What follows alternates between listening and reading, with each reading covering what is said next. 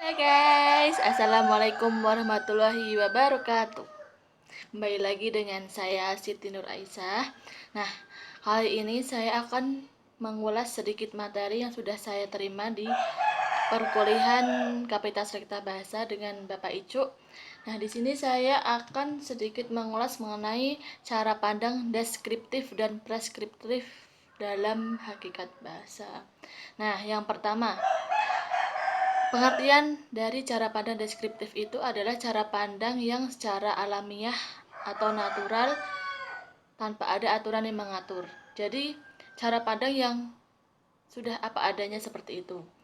Kemudian, cara pandang preskriptif adalah cara pandang bahasa berdasarkan standar normatif. Nah, biasanya cara pandang preskriptif ini lebih kaku dan mungkin bisa dibilang ya lebih resmi seperti itu. Langsung saja kita ke contoh. Nah, contoh yang pertama, cara pandang tersebut kita gunakan untuk melihat gaya bahasa remaja di media sosial. Sebelumnya mohon maaf kalau ada suara kokok ayam karena memang sudah waktunya. Nah, langsung saja.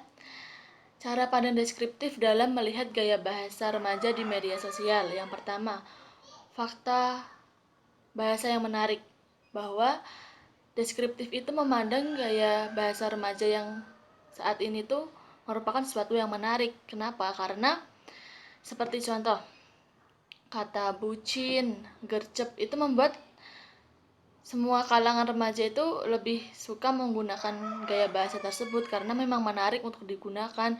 Jadi ketika kita memposting suatu unggahan di media sosial ketika menggunakan gaya bahasa remaja yang gaul itu memang itu lebih pas untuk digunakan seperti itu. Yang kedua yaitu variasi bahasa adalah anugerah. Dikatakan anugerah karena gaya bahasa gaul ini datang dengan sendirinya, tidak ada penciptaan dengan sengaja. Seperti misalkan sekarang ini sedang viral istilah bucin, santuy, seperti itu. Istilah bucin itu tercipta ketika memang ada seseorang yang memang mengagung-agungkan cinta dan terlalu hidupnya tentang cinta seperti itu. Dan dikatakan anugerah karena memang ragam gaul itu tercipta dengan sendirinya seperti yang tahun lalu, kemudian tahun sebelumnya juga seperti itu. Jadi tidak ada kesengajaan untuk menciptakan. Yang ketiga, ada aturan-aturan alamiah atau yang secara tidak sadar digunakan oleh para penggunanya. Nah, ini seperti tadi, kata bucin digunakan untuk orang-orang yang memang mungkin gila cinta seperti itu. Kan kata bucin nggak mungkin digunakan oleh orang-orang yang mungkin biasa saja. Nah, secara tidak langsung kan kita juga menggunakan istilah-istilah bahasa gaul itu sesuai dengan kondisinya, sesuai dengan konteks seperti itu. Kemudian yang keempat, meneropong bagaimana masa depan ragam remaja dan pengaruhnya kepada ragam baku. Nah, ragam gaul tahun 2020 ini bisa jadi menjadi acuan ragam gaul yang akan datang. Misalkan dulu ada kata santai. Nah, di tahun 2020 ini ada kata santuy. Siapa tahu nanti tahun 2022, tahun 2023 akan menjadi kata sintai mungkin. Nah, seperti itu kan akan menjadi meneropong bagaimana masa depan ragam remaja dan pengaruhnya kepada ragam baku seperti itu. Nah, yang kelima yaitu penopang ragam baku. Tidak dapat dipungkiri bahwa kita para remaja, saya, mereka, dan mungkin kalian yang melihat video ini, ragam baku itu terlalu kaku untuk digunakan komunikasi antara sesama teman seperti itu. Jadi adanya ragam bahasa gaul ini menjadi penopang ragam baku agar mungkin saling melengkapi seperti itu. Nah, tadi itu adalah cara pandang deskriptif dalam melihat gaya bahasa remaja, terutama gaya bahasa gaul. Yang kemudian sekarang saya akan menyampaikan cara pandang preskriptif dalam melihat gaya bahasa remaja di media sosial. Nah, baik media sosial maupun media yang lainnya, baik interaksi langsung sebenarnya sama. Cara pandang deskriptif dan preskriptif menilainya. Nah, dalam cara pandang preskriptif itu, gaya bahasa di media sosial dianggap bahasa yang buruk. Mengapa? Karena biasanya gaya bahasa remaja yang digunakan sekarang ini lebih cenderung ke kasar seperti itu. Contoh kata anjay. Kata anjay itu dulu sebenarnya berasal dari kata anjing. Nah, memang karena seiring berjalannya waktu mungkin lebih diperhalus menjadi kata anjay. Tapi memang sebenarnya maknanya memang sudah tidak baik dan dianggap buruk dalam cara pandang preskriptif. Nah, yang kedua yaitu variasi bahasa membingungkan dan tidak bisa diajarkan. Memang bahasa gaul itu memang tidak bisa diajarkan dalam ranah sekolah atau lingkungan belajar resmi atau formal seperti itu.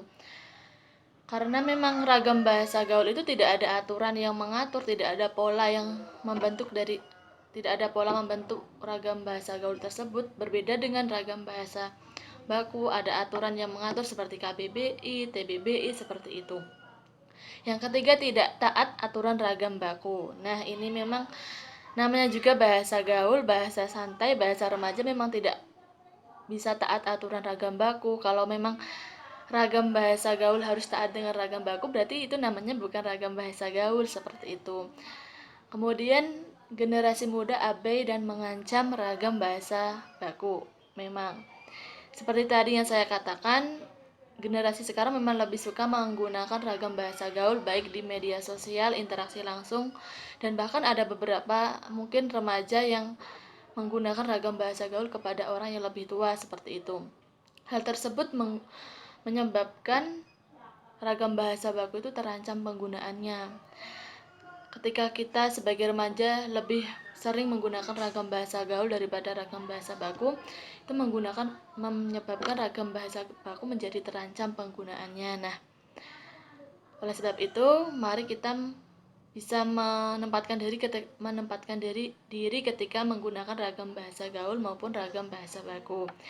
Nah, yang terakhir yaitu perusak bahasa.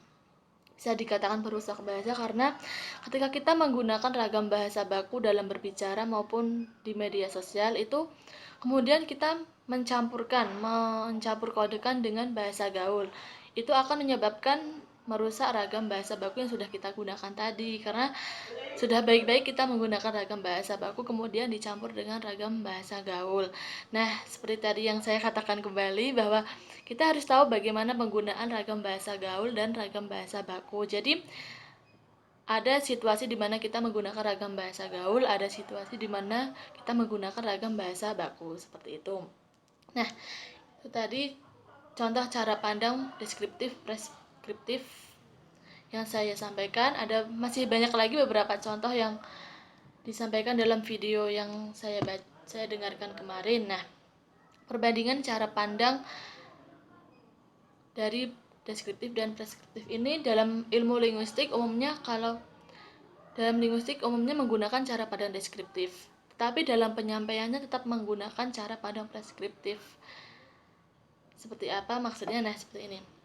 Ketika kita meneliti sebuah bahasa, kita menggunakan cara pandang deskriptif seperti tadi. Wah, bahasa gaul itu menarik untuk diteliti. Tetapi dalam penelitiannya kita tetap menggunakan cara pandang preskriptif. Seperti itu. Nah, yang terakhir, untuk solusi untuk calon pendidik bahasa ini saya dapatkan di menit-menit terakhir video, bahwa sebagai calon pendidik kita harus menggali lebih dalam, harus bersikap deskriptif, tapi juga kita harus bersikap preskriptif dalam menyikapi hal-hal seperti penggunaan bahasa seperti itu.